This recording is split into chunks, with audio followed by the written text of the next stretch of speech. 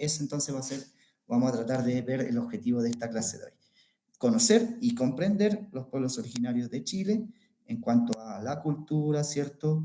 El idioma, la localización, etcétera, etcétera. Es importante saber dónde estaban localizados estos pueblos originarios. Bien, vamos con la primera, zona norte. Como les dije al principio, vamos a dividir entre zona norte, zona central y zona sur los pueblos originarios. Y en la zona norte tenemos esos pueblos originarios que ustedes ven en pantallas.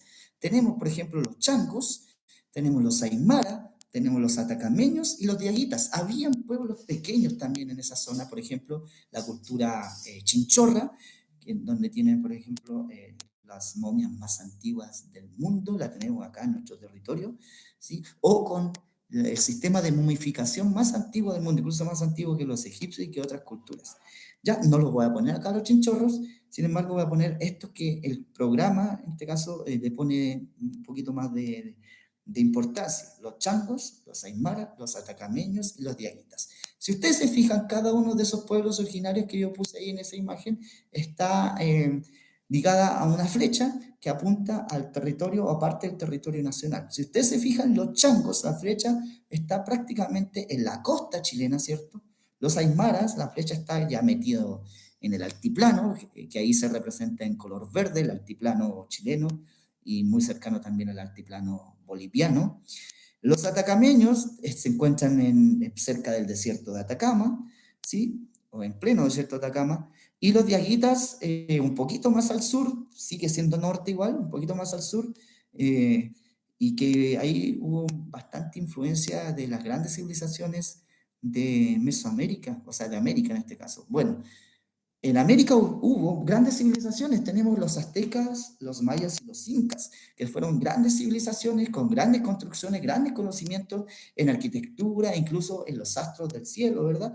Pero cuando llegaron los españoles fueron poco a poco mermándose, ¿cierto? Y en el caso de la zona donde nosotros estamos viendo, todos estos pueblos que ustedes ven acá tuvieron influencia de un imperio llamado el Imperio Inca. El Imperio Inca, un pueblo bastante importante, conocedor de la agricultura a grandes rasgos este pueblo, y además de conocedor de la agricultura, también eran conocedor de las manualidades, hacían elementos de guerra, hacían cerámica y hacían un montón de cosas. Se dedicaba también a la extracción de metales preciosos, pero lo que destacaba los incas era la agricultura, sobre todo en territorios donde hacer agricultura era muy difícil. Por lo tanto, estos pueblos, los changos, los aymaras, los atacameños y los diaguitas, recibieron de alguna u otra manera la influencia de los incas. Bien, empezamos entonces con los changos. Bueno, los changos lamentablemente era un pueblo nómade, ubicado en las costas del norte de Chile. ¿Por qué digo pueblo nómade? Porque nómade es el pueblo o el grupo de personas que se traslada de un lugar a otro constantemente, no tienen como un lugar específico para asentarse. Y cuando hablamos de pueblo nómade, digo nuevamente, lamentablemente, no se establecen como civilización o no se establecen como pueblo, pero un pueblo que pueda dedicarse a otras actividades, y al estar en un solo lugar determinado, esas actividades pueden hacer que ese pueblo crezca, ¿cierto? Y evolucione. Al ser un pueblo nómade, lamentablemente los changos no gozaron de esa calidad. Pueblo nómade, para que quede claro, es cuando un grupo de personas se traslada de un lugar a otro, siempre. Y generalmente este pueblo nómade, los changos, se trasladaba en las costas del norte de Chile porque en esas costas existía su alimentación. Un pueblo nómade generalmente se traslada de un lugar a otro buscando alimentos, y los changos eran así. Habitaban desde Arica hasta los márgenes del río Choapa por todo el sector costero. Ese era su sector. Se movían por todo ese sector, buscando alimentos marítimos, que era su principal, en este caso, dieta, ¿ya? Primero, pueblo nómade, que se traslada de un lugar a otro, y este pueblo nómade se traslada en las costas del norte, desde Arica hasta el río Choapa, por todo el sector costero. Vivían de la pesca, caza de lobos marinos y ballenas. Sí, sí, porque acá en el norte se ven, no mucho, pero nosotros podemos ver ballenas. Ya en ese tiempo era evidente que el avistamiento de ballenas y el avistamiento de lobos marinos era a diestra y siniestra. Ahora se ha perdido porque hay actividad pesquera de gran magnitud en el norte de Chile, están los puertos, y eso ha alejado a seres marítimos que en la antigüedad eran muy masivos. Entonces, pueblos nómades, ¿verdad? Que vivían de la pesca y para saber si vivían de la pesca en este sentido, hay que entender de que se dedicaban a cazar productos marinos, en este caso lobos marinos, ballenas. Se caracterizaban por sus balsas hechas de cuero de lobo marino. A pesar de que el lobo marino era su principal dieta, también utilizaban el cuero de lobo marino para realizar sus balsas. Y sus balsas eran llamadas dalcas. Y esas balsas eran lo que utilizaban para cazar, para pescar, etcétera, etcétera. Por ejemplo, ahí tenemos una representación de las dalcas, ¿cierto? En donde salían a alta mar a pescar lobos marinos y ballenas y pescar otras cosas. Es de una representación un poco más moderna, ¿cierto? Creo que en el Museo de Arica, el Museo de Azapa, si en algún momento tienen la oportunidad de visitar Arica, está el Museo de Azapa de la Universidad Autónoma. Eh, perdón, la Universidad de Tarapacá. Ahí hay restos de los grandes pueblos originarios de Chile y podemos encontrar una dalcas. Ya, igual hay que reconocer la manera de poder hacer estas balsas, estas dalcas con cuero de lobo marino. Ellos estaban muy adecuados al clima marino, ¿cierto? Que acá en el norte es muy caluroso. Y eso era lo que hacían los changos. No recibieron mucha influencia de los incas. Los incas llegaron acá, pero los incas no llegaron para influenciar en ellos. Llegaron acá para intercambiar productos. Los incas le podían traer a los changos, por ejemplo, elementos agrícolas y los changos podían intercambiar elementos pesqueros, ¿cierto? Elementos marítimos. Y más fue una influencia comercial, pero influencia en su evolución como pueblo, casi nada. ¿Ya? Entonces tenemos acá a los changos. Avancemos. Los aymaras existen todavía acá, por ejemplo, como yo estoy acá en Alto Hospicio, y hay muchos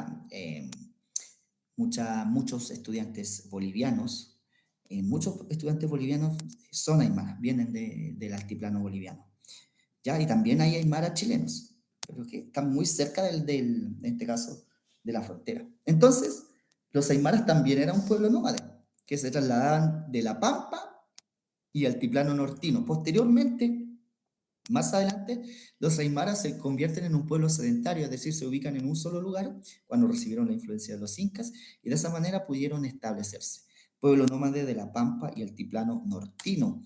Eran cazadores de llamas y alpacas y recolectores. Posteriormente, insisto, cuando recibieron la influencia de los incas, en vez de cazar llamas y alpacas, ellos se dedicaron a criar estos animales. Y al criar estos animales, lo utilizaban, por ejemplo, para hacer productos, confeccionar ropa, por ejemplo. Ya cuando la agricultura la descubrieron gracias a la influencia de los incas, ellos cosechaban, como dice acá.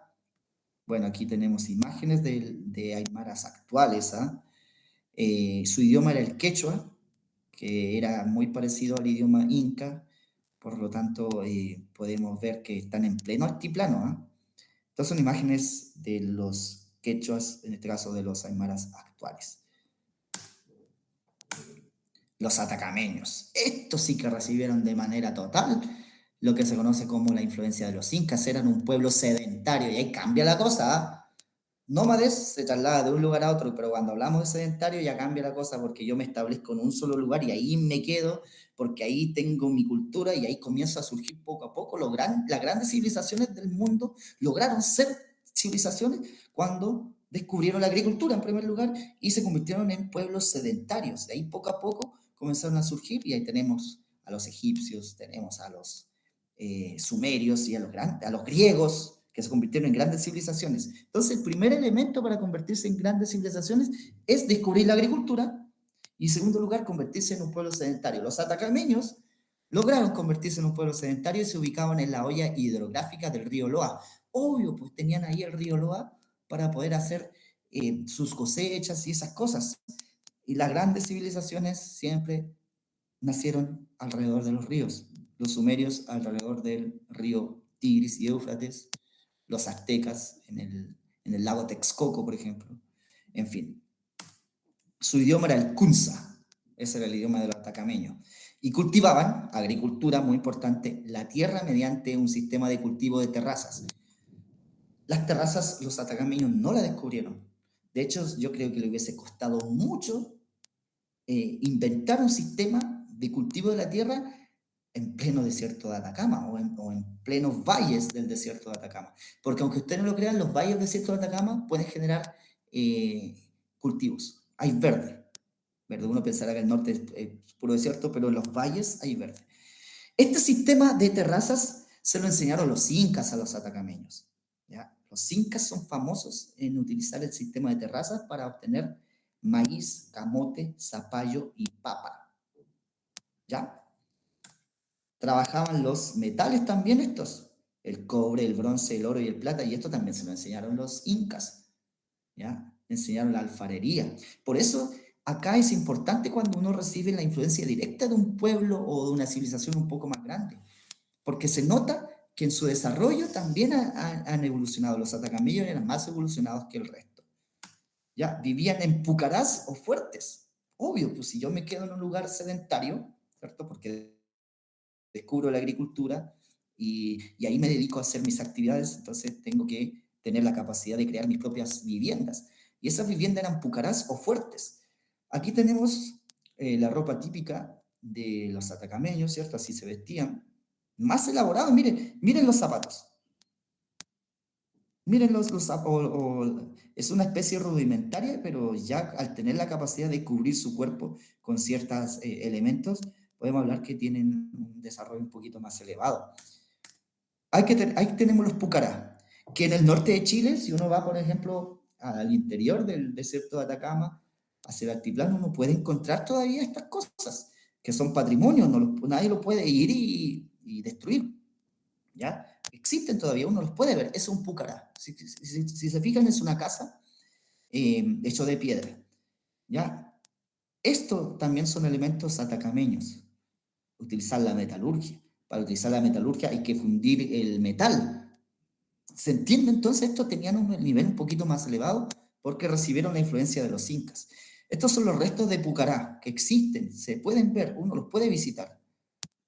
Viven todavía algunos atacameños aquí, pocos. Este es el sistema de terrazas. Si ustedes se fijan, si uno sube la montaña arriba, va a encontrar puro desierto. Pero cuando uno baja y en los valles puede generar agricultura. Pero ¿cómo generamos agricultura? ¿Cómo llevamos el agua? Porque ahí se forman las famosas camanchacas, porque baja la humedad, ¿cierto? Y crea una especie de lluvia, entre comillas. Entonces hay que inventar un método. Pero este método se lo enseñaron los incas a los atacameños. Ese es el sistema de terrazas. Terrazas como techo, no sé si ven mi mano, ¿cierto?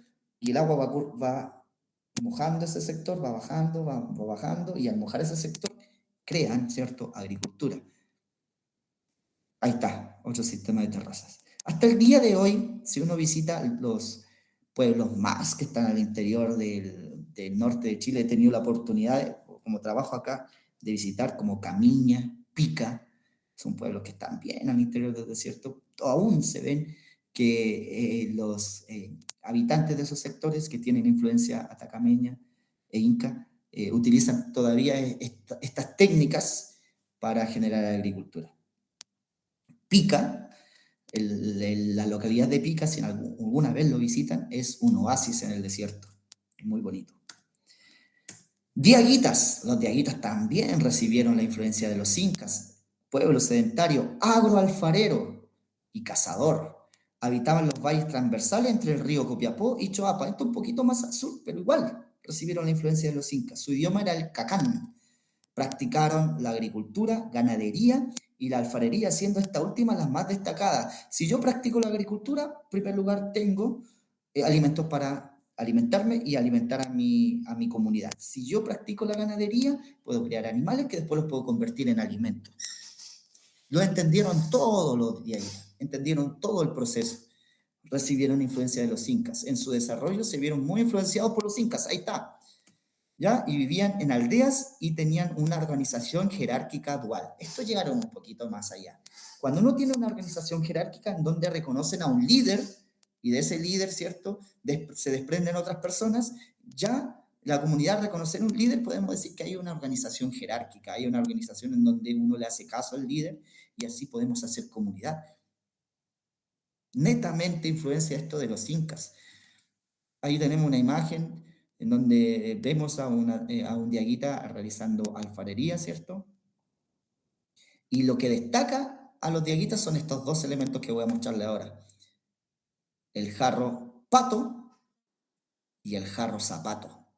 El jarro pato y el jarro zapato son impresionantes, queridos estudiantes, porque hay que tener una precisión para realizar esta alfarería, ¿cierto? Con esos detalles pequeños que ustedes ven ahí, que son como especies de cuadraditos que representan también la cultura diaguita, necesariamente para que ellos pudieran lograr esto necesitan la influencia de los incas. Y los incas le enseñaron a hacer eso, pero ellos después desarrollaron su propio concepto. Jarro zapato y jarro pato son los dos elementos fundamentales e importantes de la cultura diaguita. ¿Sí? Miren. Ahí está como, la figura que está dentro de ese plato es el famoso gigante de Tarapacá, que ojalá que también tengan oportunidad algún día de visitar acá en el norte. Bien, zona central. Ya vimos lo que es la zona norte, ahora zona central. La zona central tenemos todos estos, los picunches, los chiquillanes, los pehuenches, los mapuches y los huilliches. Todos estos pertenecen a una sola raza, que quede claro. Todos estos pueblos que acabas de ver acá en pantalla pertenecen a una sola raza. Y esa raza se llama araucanos, los araucanos, ¿sí? Pero se dividen según el sector geográfico en el cual ellos estaban insertos. Pero eso quiero dejar claro, porque siempre cuando se habla de los araucanos, siempre se asocia al pueblo mapuche. Está bien, porque el pueblo mapuche también eran araucanos, pero también eran araucanos los picunches, también eran araucanos los chiquillanes, los pehuenches y los huilliches. Son de una misma raza, entre comillas. ¿Qué es lo que los diferencia? El lugar geográfico en el cual están insertos y también la forma como ellos se reunían en comunidad y también cómo ellos se organizaban cuanto a la economía y otras cosas. De acá, el pueblo más guerrero, el pueblo más aguerrido, o el pueblo que no se intimidó con nadie, es el pueblo mapuche. ¿Ya? Es el pueblo que resistió la invasión española y es el pueblo que hasta el día de hoy en el sur de nuestro país, en la zona de la Araucanía, sigue resistiendo ahora no con los españoles, sino con el Estado de Chile, ¿ya? Vamos primero con los picunches, gente del norte. Pero, ¿por qué dirán ustedes gente del norte? Porque acá, en este mapa, están al norte, al más al norte de todo esto, ¿ya? Y se le llamaban o le denominaban gente del norte, pueblo sedentario, agricultor. Cultivaban, por ejemplo, porotos, ají y maíz, ¿ya? Habitaban entre los ríos Choapa e Itata. El río Itata queda en lo que hoy conocemos como la región de Ñuble, Chillán, ahí, cerca de Los Ángeles. Bueno, Los Ángeles sigue siendo de la región del Biobío. Bien, hablaban el mapudungún, igual que los mapuches. Obvio, insisto, eran de la misma raza, ¿cierto? Vivían en caseríos ocupados por 10 familias, sedentarios. Caseríos eran lugares pequeños, alejados unos con otros, ¿cierto? Donde vivían familias. Practicaban el mingaco. ¿Saben lo que es el mingaco? ¿Alguien sabe lo que es el mingaco? Porque esa palabra es muy conocida en el sur. El mingaco se usa cuando la gente se reúne a ayudar al otro a recolectar maíz, papa, todas esas cosas. A eso es un mingaco. Perfecto. Practicaban el mingaco. Perfecto. Pero se dan cuenta que esto se mantiene hasta el día de hoy. Se ha perdido la identidad un poco de estos pueblos originarios, pero algunas cosas se mantienen hasta el día de hoy. Muchas personas no saben por qué se hace, porque se traspasa de generación en generación. Su organización jerárquica estaba a cargo de los caciques de cada caserío. Es decir, en cada caserío, este grupo de 10 familias, había un cacique que era el líder. ¿Ya? Generalmente el cacique llamaba a la guerra cuando había que enfrentarse a ciertos pueblos invasores. ¿Ya? Ahí tenemos los picunches. Hay todavía gente picunches entre el río Choapa y el Itata todavía. Los chiquillanes, grupo de cazadores recolectores andinos de poca población, albergándose en toldos de cuero. O sea, ellos cazaban y los mismos cueros de estos animales que cazaban vivían. No eran tan sedentarios como uno pensaría, los chiquillanes eran más recolectores y cazadores, es decir, se movían en ese sector, en lo que se conoce como la zona andina. Acostumbraban a practicar el infanticidio femenino. Es duro decir esto. ¿Qué significa infanticidio femenino? Si nacía una mujer, era asesinado. Querían puros hombres, ¿ya? Fueron conquistados por los incas cerca del año 1400. Se le hizo muy fácil a los incas llegar ahí, ¿ya? Todavía existían chiquillanes porque esa imagen es real, un poco antigua, del siglo XIX, cuando recién apareció la fotografía, pero existen pequeñas comunidades de chiquillanes, ¿ya? Lamentablemente. Los mapuches, gente de la tierra, los más famosos, ¿ya? Pueblo sedentario ubicado entre el río Tolten y el río Itata, ¿ya? Muy al sur. Practicaron la agricultura, la caza y alfarería. Su idioma era el mapudungún y su religión es los espíritus, ¿cierto? Con ceremonias, como uno representaba esa religión, con ceremonias como el guillatún y el machitún, que son las ceremonias más importantes del pueblo mapuche. Su organización social era la familia, o lof se le llamaba a la familia. El jefe de cada lof se llama lonco. Lonco en mapuche es cabeza, ¿cierto? O sea, la cabeza de la familia, y el jefe de varios lofs se llamaba cacique. Es decir, cuando había guerra, se reunían varios lofs, y ahí el lof elegía a un líder, un cacique, ¿cierto? Y ese cacique dirigía a todos los demás para enfrentarse a la guerra. Generalmente el cacique era elegido cuando se enfrentaron a los españoles. Construían viviendas de paja y barro llamados rucas, ¿sí? Y en caso de guerra, se designaba un jefe supremo o toqui, el toqui Lautaro, por ejemplo, ¿cierto? ¿Cómo se designaba el toqui? Caupolicán, por ejemplo. Hay un extracto de la Araucana, que era un libro que hizo un español, en donde se nombra la gesta del pueblo mapuche. Y ahí se nombra cómo se elegía al toqui. ¿Se acuerdan ustedes cómo se elegía al toqui? Caupolicán. ¿Qué hizo Caupolicán para ser elegido toqui? ¿Se acuerdan?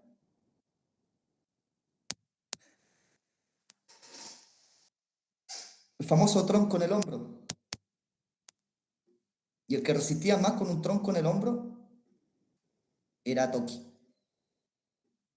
Según la leyenda urbana, muchos historiadores dudan de esto. Toki estuvo 3 días, o sea, Caupolicán tuvo 3 días con el tronco en el... 3 días con el tronco en el hombro. Y por estar más tiempo que los demás fue elegido Toki. Hace tiempo esto era considerado como real, como parte de lo que verdaderamente sucedió, pero han hecho investigaciones más a fondo y se sabe que la Araucana, que fue esta epopeya épica hecho por un español para engrandecer la figura del mapuche, por lo mismo, se engrandeció la figura del mapuche para también engrandecer la figura del español, porque si el español conquistó ciertas partes del pueblo mapuche, se engrandecía aún más la figura del español, engrandeciéndolo a los mapuches, porque eran poderosos, guerreros, etcétera, etcétera. Entonces, ha habido una revisión de la literatura y de las fuentes primarias con respecto a estos hechos, en la cual se dice que Caupolicán no estuvo 3 días con el tronco en el hombro, sino estuvo mucho menos, pero de igual manera esa era la forma de elegir al toqui, ¿ya? Fue considerado por los españoles como un gran pueblo guerrero. Sí. Ahí tenemos la figura del mapuche. Quiero agregar una cosa, pero eso lo vamos a ver en la próxima clase, porque en la próxima clase vamos a ver la conquista española. El territorio español llegó hasta el río Biobío nomás. El río Biobío era la frontera, porque todo lo que estaba al sur del río Biobío era territorio mapuche. Les costaba mucho a los españoles ingresar al territorio mapuche, colocaron algunos fuertes que le llaman, porque esa era la manera de conquistar de los españoles. Cuando iban avanzando poco a poco, se apoderan del lugar y colocaban fuertes. Fuertes son estas fortificaciones en donde hay vigilantes, ¿cierto? Y así poco a poco iban avanzando. Pero esos fuertes duraban poco porque los mapuches arremetían, destruían los fuertes y volvían a recuperar sus territorios. Entonces se formó una frontera natural. La frontera natural era el río Biobío. Todo al norte del río Biobío era territorio español y todo al sur del río Biobío era territorio mapuche. Entonces les costó mucho a los españoles conquistar el pueblo mapuche. De hecho, nunca los conquistaron. Ellos, al final, los españoles, realizaron estrategias para poder avanzar en la famosa guerra de Arauco. Hubo una guerra ofensiva, una guerra defensiva y los famosos parlamentos. La guerra ofensiva era netamente atacar, atacar, atacar. La guerra ofensiva era más bien como una especie de intentar evangelizar a los mapuches. Enviaron obispos y religiosos al territorio mapuches, duraron menos que un candy. Entonces la guerra defensiva no funcionó, volvieron a la ofensiva, las famosas malonas, los malones y las malocas. Ya cuando eso no resultó, comenzaron a existir los parlamentos en donde los jefes españoles y los jefes mapuches llegaban a acuerdos, ¿cierto? Se intercambiaban productos. Es decir, nunca los mapuches fueron conquistados a diestra y siniestra. El territorio mapuche siguió siendo el sur de Chile, al sur del río Biobío. Posteriormente, el Estado de Chile, poco a poco, en un proceso histórico llamado la pacificación de la Araucanía, que fue en el siglo XIX, redujeron a los mapuches a pequeños terrenos y los mapuches alegan hasta el día de hoy que fueron quitados de esos terrenos y muchos que yo creo que no son mapuches, yo soy de Lota, pero trabajé mucho tiempo en Los Álamos, cerca de Cañete, cerca de Contulmo, cerca de donde está el conflicto mapuche, muchos que cometen atentados a las forestales con el tema de recuperar, no son mapuches. Muchos mapuches no están de acuerdo con estas acciones. En fin, se arma un debate que me salió un poco de esto, pero era necesario decirlo. ¿Alguien había encendido el micrófono? ¿Alguien quería decir algo? No. Ya, sigamos. Algunos elementos mapuches, ¿cierto? Conocidos. Y los huilliches, me faltan los pehuenches también, fueron un pueblo agro alfarero, hablaban una variante del mapudungún conocida como Chesungun, pero igual se entendía. Fueron conocidos como hábiles guerreros también los huilliches, también eran muy buenos guerreros. Se ubicaron desde el río Tolten hasta el seno de Reloncaví. El seno de Reloncaví queda lo que hoy en día es Cochamó, por ejemplo. Cochamó, por el sector de lo que es el volcán Yates, por ejemplo. Yates, en la zona cordillerana de Puerto Varas, ahí estaban los huilliches. ¿Ya? Poseían las mismas características que el mapuche. Y los pehuenches, gente del Pehuen, ¿cierto? Habitaban la precordillera desde Chillán hasta Arauco. Era un pueblo cazador y que vivía la recolección del piñón. Era un pueblo bastante tranquilo, ¿eh? Ya, no era como el mapuche que era un poquito más agresivo con el huilliche. Era un poquito más, son más tranquilos los pehuenches. Realizaban comercio con otros pueblos, ¿cierto? Y su desplazamiento dependía de la estación del año y de la comida disponible, el pehuen. ¿Qué es el pehuen? ¿De dónde se saca el pehuen, por ejemplo?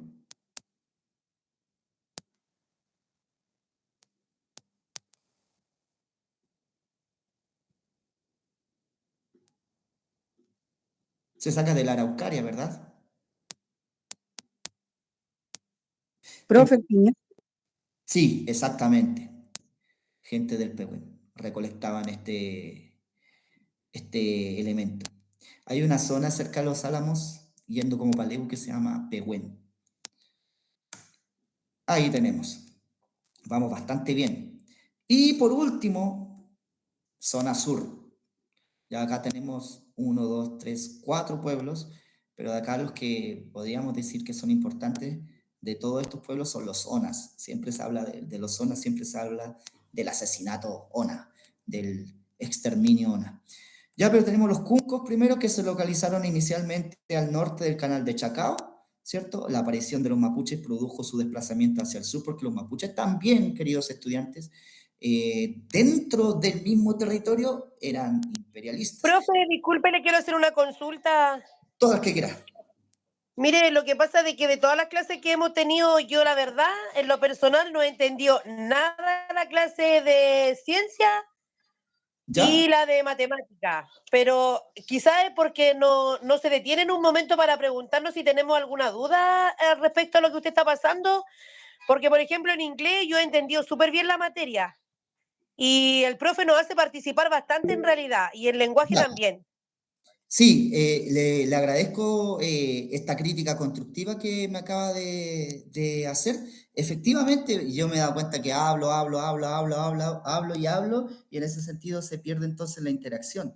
Sí, yo no puedo ver el chat si ustedes me están preguntando en el chat, por lo tanto, desde ahora en adelante voy paso a paso y voy a preguntarles a ustedes en cada momento si entendieron o no, para que podamos interactuar un poco. ¿Algunas dudas entonces que tengan hasta el momento?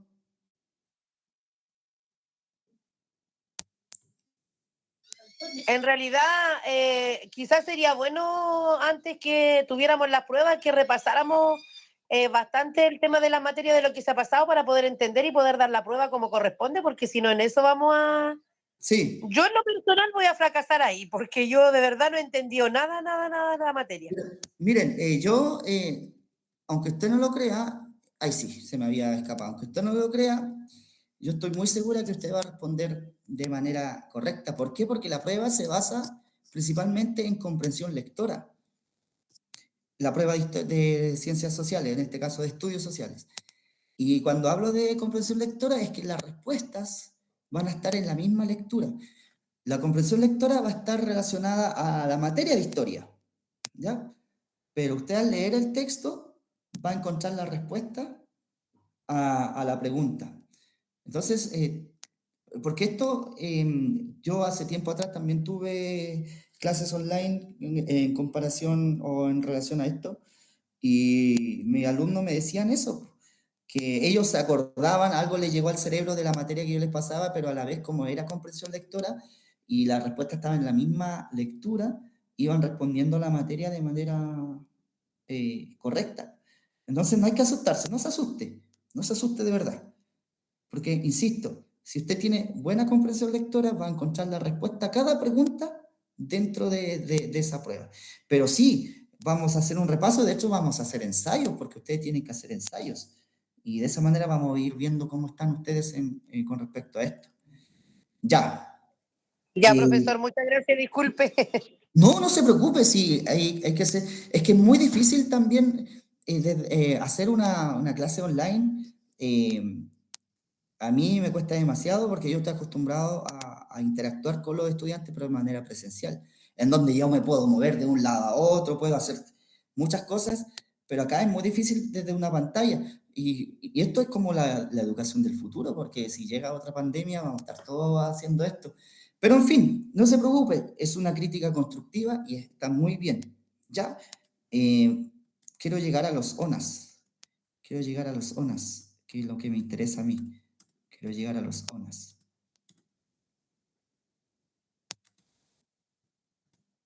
Los ONAS. Bueno, estos zonas eran nómades y a mí me sorprende cómo los pueblos del sur de Chile, del extremo sur de Chile, podían ir sin ropa, o sea, andaban prácticamente desnudos, se cubrían sus partes. eh, pero lamentablemente estos pueblos fueron, aquí podemos hacer como una reflexión personal, estos pueblos fueron eliminados porque como Chile necesitaba ser poblado en el siglo XIX y los extremos de Chile eran muy extensos, eran muy largos, eran muy grandes, Chile decidió poblar el extremo sur de Chile con inmigrantes extranjeros, sobre todo europeos. Y no les dijo a estos inmigrantes de que al llegar a esos sectores se iban a encontrar con pueblos originarios. Y esto pasó con los ONAS, lamentablemente. Cuando llegaron, los ONAS que siempre han vivido ahí y realizaban las acciones que realizaban siempre, cazaban, ¿cierto? Deambulaban en busca de su alimento a lo largo de lo que se conoce como Tierra del Fuego, que está ahí en el estrecho Magallanes.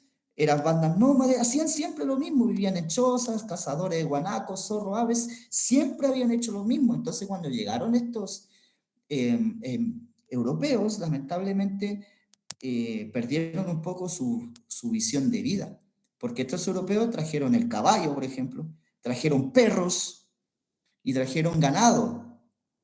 Y como los Selkman o los zonas realizaban lo mismo, comenzaron a cazar el ganado, comenzaron a cazar vacas y otra clase de animales que los europeos habían traído acá.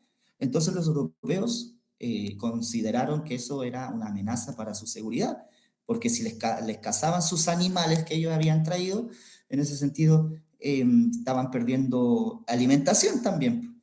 Entonces, ¿qué fue lo que hicieron? Y lamentablemente esto con apoyo del gobierno de Chile, fueron cazar a los Onas y a los Selman como si fuesen animales. Los cazaban, los destruían. Y los Selman, muchos fueron llevados a Europa como para los famosos zoológicos humanos. Llevaban a los Selman, una familia completa fueron llevados a Europa relacionados a los Selman y lamentablemente allá murieron. Se empezaron a contagiar de las enfermedades que trajeron los europeos. Entonces se habla del exterminio Selkman, ONAS. Es muy impresionante esto. La última mujer Selkman que murió hace un par de años atrás, ya no quedan Selkman, quedan algo de su cultura, de la ropa que ellos realizaban, pero la última Selkman, que era una viejita, falleció ya, lamentablemente. Estos eran los Selkman. No eran agresivos. Ellos, como le estaba explicando, hacían lo que siempre habían hecho, cazar. Y cuando comenzaron a cazar vacas o los animales que habían traído los europeos se consideraban una amenaza para ellos y empezaron ellos a cazar a los Selkman con perros. Fue terrible este genocidio Selkman. Miren, tenían una cultura, así se pintaban ellos para hacer la ceremonia. Acá en el norte vamos a celebrar el Huetripantu y acá a cada curso le tocó un pueblo y los chiquillos se van a vestir así. Le tienen mucho respeto a los pueblos originarios porque como muchos son extranjeros, son bolivianos, ¿cierto? En Bolivia y en otros sectores le tiene respeto a los pueblos originarios. Creo que acá en Chile no se le ha hecho el realce suficiente. Se le destaca al mapuche más que a otros pueblos, pero Chile estuvo lleno de pueblos originarios. Miren estas imágenes. Ahí tenemos al europeo. Ahí tenemos al europeo disparando y cazando. Miren la primera imagen que se ve ahí. El europeo prácticamente está apoyando su rifle o su espada en el cuerpo de un Selkman, de un ONA. Lo cazaban. Y hay fotos de esto. Como si fuesen animales. Bueno, hay libros que explican sobre el genocidio Selkman. Y lo que me da más rabia, bueno, estamos hablando del siglo ¿Qué idioma tenían ellos? ¿Perdón? ¿Qué idioma tenían ellos? El idioma no lo conozco muy bien. No conozco en este sentido porque no tengo acá la información. Pero ellos no hablaban mapudungún ni nada, hablaban una especie de... más que idioma era como un soneto, era como un sonido. ¿Cómo lo explico? Es como... No era como gramatical, no era como gramatical, era como... Por eso quizás los europeos lo consideraban como animales, como que hacían ruidos, ¿me entiendes? Con su boca. Creo que sí. Entonces, pero ellos se podían comunicar, ellos ya se conocían. Es como el maullido de un gato, que cuando el maullido del gato es más alto, y ya un gato sabe qué le está diciendo. El maullido del gato con sus crías es diferente, el maullido del gato con el ser humano. Ellos mismos hacían ruidos que de alguna u otra manera no es gramatical, no puede ser escrito, como el mapudungú, por ejemplo. Pero esto me impacta, porque fue apoyado por el Estado de Chile esto. Porque se necesitaba poblar el sur de Chile, se necesitaba hacer soberanía. ¿Y qué mejor para el Estado de Chile que lo hicieran extranjeros? Porque tenían una especie de trabajo más elaborado, alemanes, por ejemplo, croatas que fueron al sur de Chile. Pero estaban estos pueblos originarios y no era compatible el europeo con los pueblos originarios. Asesinato. Bueno, la Cámara de Diputados aprueba moción, esto fue el año 2019, La Cámara de Diputados chilena aprueba moción que reconoce el genocidio del pueblo Ona y Tehuelche. Es decir, el Estado de Chile nunca lo reconoció, ¿ya? Pero recién en el 2019, debido a mucha presión de la comunidad, de la ciudadanía también, la Cámara de Diputados reconoce que sí, que hubo un genocidio del pueblo Ona y Tehuelche. ¿Qué puede hacer ante eso? Ya nada, porque ya pasó. Pero lo único que puede hacer es reconocer que hubo un genocidio, hablar de esto en el currículum nacional, que esto se enseñe en los colegios, y de esa manera la población y las generaciones que van apareciendo sepan que sucedió algo de esta naturaleza y que no vuelva a ocurrir en ninguna parte del mundo. ¿Sí? ¿Alguien quiere decir algo al respecto?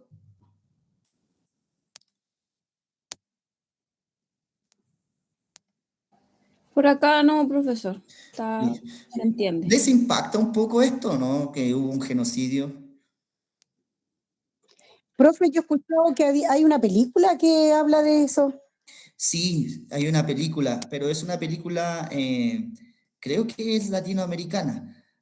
A mí me gustaría que en algún momento Hollywood de Estados Unidos pueda hacer una película del genocidio, pero que lo diga de verdad lo que pasó, que no mienta, que no omita elementos, que no omita historia, porque es terrible y que recién en el año 2019 se reconozca esto. Quiere decir que el Estado de Chile antes no lo reconocía, incluso lo apoyaba, decía que era necesario, que esto era necesario porque el territorio chileno necesitaba ser poblado y como era el extremo, no íbamos a poder hacerlo con chilenos, entonces invitó a extranjeros para como colonizar ese lugar, se le regalaba terrenos y así, es que era necesario.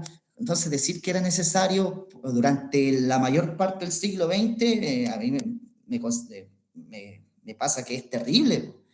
Se generan o se conocen otros genocidios y se aceptan y se reconocen. ¿Y por qué no se reconoció este asesinato? Y recién en el 2019 el Estado de Chile, a través de la Cámara de Diputados, dice, sí, se reconoce, hubo un genocidio. No sé, me parece a mí terrible. Bueno, en fin. ¿Me da un minuto, por favor? ¿Sí? Todavía no se va, ¿no? ¿Cómo? ¿Todavía no va a salir? Voy a salir a las 9. Ah, ya. Sí, quedan 15 minutos. Dando vuelta. Ya, vale. Gracias. Ya, ok. Ya, chiquillos, me vinieron acá a preguntar a qué hora voy a salir. Voy a salir a las 9. Bien, miren, quiero mostrarle algo, ya que todavía queda tiempo. Quiero mostrarle esto, que es la colonia. Hubo un descubrimiento de Chile, por ejemplo, pero después del descubrimiento de Chile existió aquí lo que se conoce como la colonia, desde 1600 a 1810. En 1810 se produce la primera Junta Nacional de Gobierno, el 18 de septiembre de 1810. Y eso también lo que quiero que ustedes quede claro porque no muchos lo saben, ¿ah? ¿Qué se celebra el 18 de septiembre de 1810? ¿Se celebra la independencia de Chile o se celebra la primera Junta Nacional de Gobierno? La primera junta. Perfecto, perfecto. Porque, bueno, no quiero echarle agua a los chiquillos acá, pero cuando yo les pregunto a los chiquillos, todo al unísono dice la independencia de Chile. Y ahí uno le corrige porque los 18 de septiembre de cada año se celebra la primera Junta Nacional de Gobierno y la primera Junta Nacional de Gobierno es el inicio del proceso de independencia. Pero antes de todo esto, Chile fue una colonia. ¿Colonia de qué país? De España, ¿sí? Porque España fue el país o el imperio o la monarquía colonizadora de América y entre ellos Chile. Y ahí está la pregunta, ¿qué fue la colonia? La colonia fue la extensión imperial que hizo... ¿Por qué no vinieron los alemanes, profe? ¿Cómo? ¿Por Dígame. qué no vinieron los alemanes o los italianos mejor? ¿Cierto? O los ingleses propiamente tal, porque tenemos el ejemplo de Estados Unidos, por ejemplo, que llegaron los ingleses, tenemos el ejemplo de Nueva Zelanda, tenemos el ejemplo de Australia, que hoy en día son países desarrollados. Lo que pasa es que, lamentablemente, los españoles no permitieron un elemento fundamental para que sus colonias se desarrollaran, Y para que sus colonias se desarrollaran, lo que tenían que permitir los españoles era el comercio exterior. Es decir, los productos que se extraían aquí en América, que era colonia de España, que se pudiera comercializar con el resto del mundo. Y para que se pudiera comercializar con el resto del mundo, lo que necesitaba es hacer una pequeña industria, una industria del siglo XVI, XVII y XVIII, acá en América, para que se pudiera hacer eso. España no lo permitió, porque España tuvo lo que se conoce como el monopolio comercial. España solamente podía comercializar con América y América solamente podía comercializar con España. Entonces eso produjo un retardo en la evolución económica de las colonias americanas y ese retardo se extiende hasta el día de hoy. Pues. Nosotros, en general todos los latinoamericanos, todavía no somos países desarrollados, nos faltan mucho.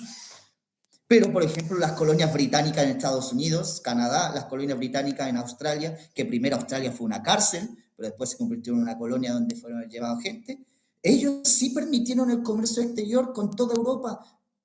Aquí América también llegó, pero era por contrabando. O sea, los barcos por debajo llegaban productos de Asia, por ejemplo. Por debajo llegaban productos de Inglaterra, por debajo llegaban productos de Australia, pero por contrabando, porque España no lo permitía. Entonces, el no permitir eso, lamentablemente, retrasó a las colonias americanas y hoy día somos países que no hemos logrado el nivel que tenemos. ¿Sí? No sé si se entendió lo que acabo de decir. Sí, profe. Perfecto, ya.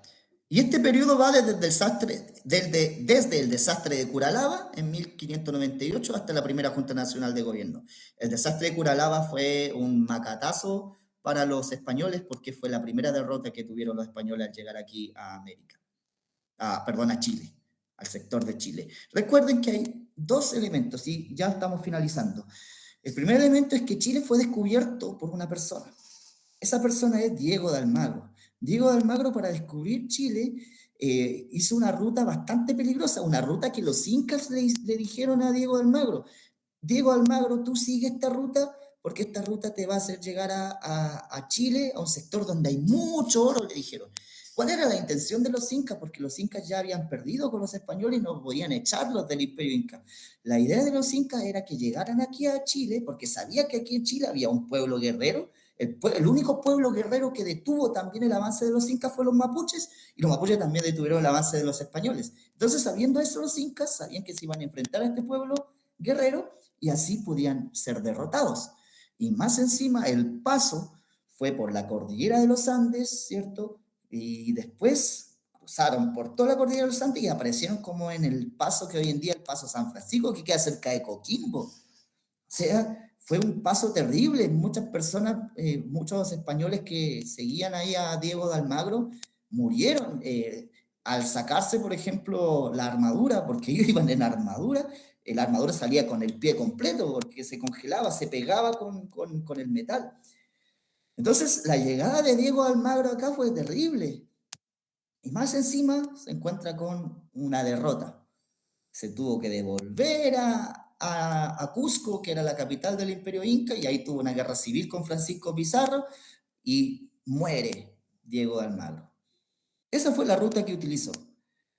Y de vuelta, miren, la ruta para acá, por la cordillera de los Andes, sale a la altura de Coquimbo. Y de vuelta no quiso hacer la media ruta, la misma ruta. Quiso tirarse derecho, ¿cierto? Desde la zona de Coquimbo hacia Perú, hacia Cusco.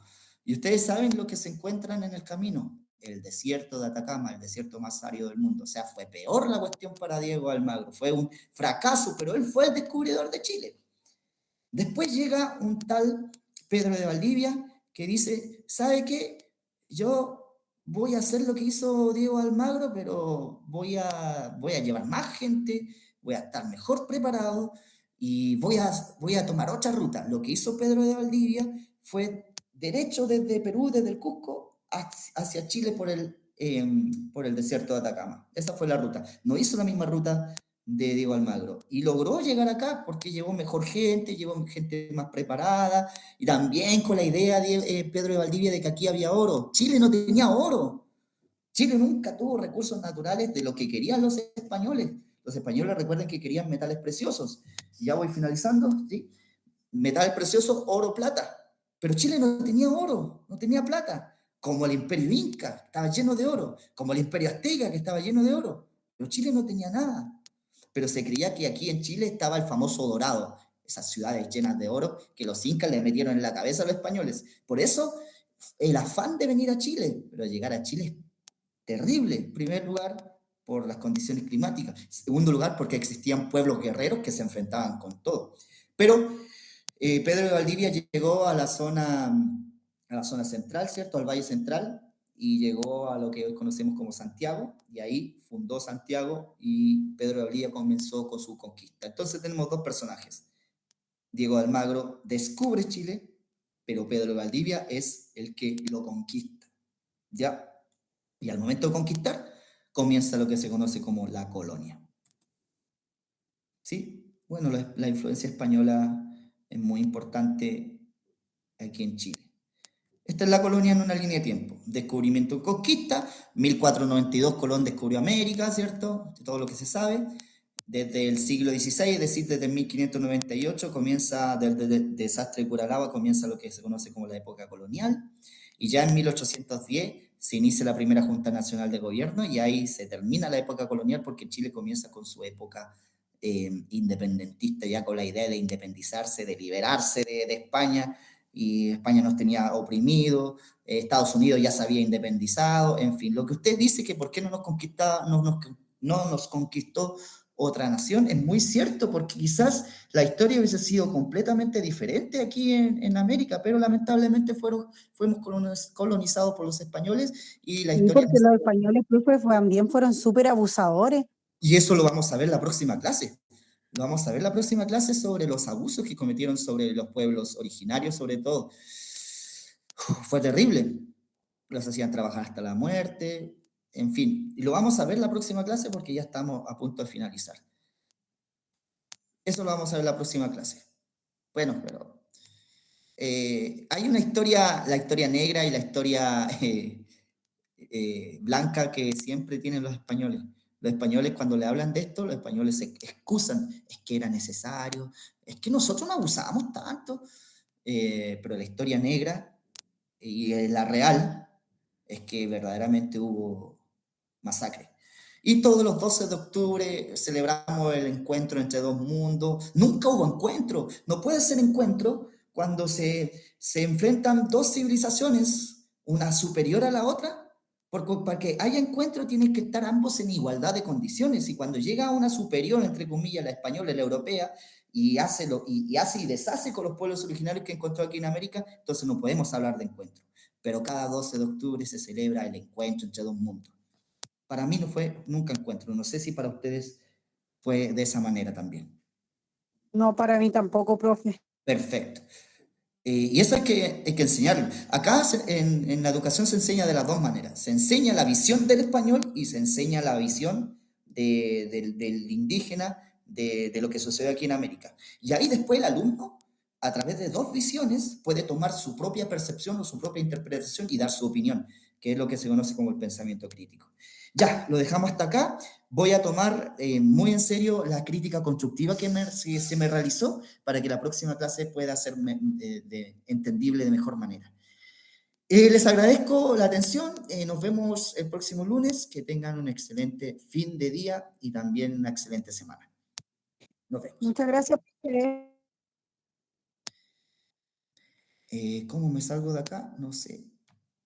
Ay, no sé cómo me salgo de acá. Ahí está. Uy, ya me están echando de la oficina. Ya me voy. Acá está el botón.